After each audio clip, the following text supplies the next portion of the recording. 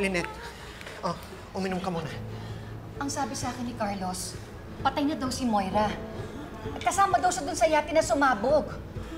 Teka, baka naman nagsisinungaling si Carlos. Eh, paano kung hindi naman patay si Moira? At magkakampi pala sila? Oo nga. Oh. Diba? Alam mo, Chang Susan, I don't think so. Kasi alam ko galit din si Moira kay Carlos. Because she used him for her sins against my father.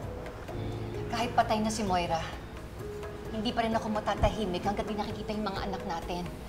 Eh, nasaan na kaya sila? Ano na ba nangyayari sa mga anak? Paano kung... Lynette, stop. Alam ko. Please stay calm. Alam natin na mahanap natin yung mga bata, di ba? Ay, ayan na. Ano? May nag-report po sa aming mga isda. Oh? May nasave daw po silang 2 babae. Justin at Annalyn daw. Kuya, mga anak namin yun! Nasaan yung mga anak namin? Ma'am, nasa Isla Adlaw daw po sila. Medyo malayo-layo lang ng konti dito. Ano pa hinihintay natin? Punta na natin sila! Ma'am, nagre-ready na po ang rescue team para i-save sila. Kuya, maraming salamat. Maraming salamat sa inyo. Sige po, ma'am. Ma'am, babalikan po namin kayo. Sige po, salamat po. Sabi ko na eh, buhay ang mga bata.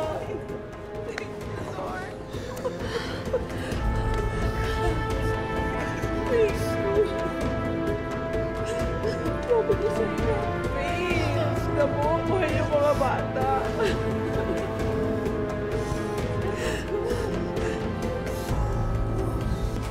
Guys! Ito.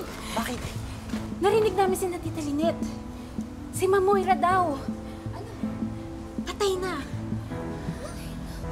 Pero ang tanong, alam na kaya ni Zoe? Oo nga. Sandali, tatawagan ko.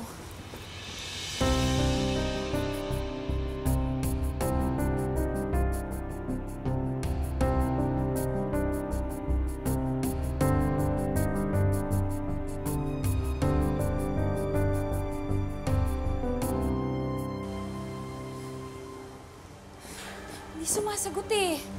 So, ano ba itong nangyayari kay Zoe? Sa palagay niyo ba may kinalaman siya sa ginagawa ng mommy niya?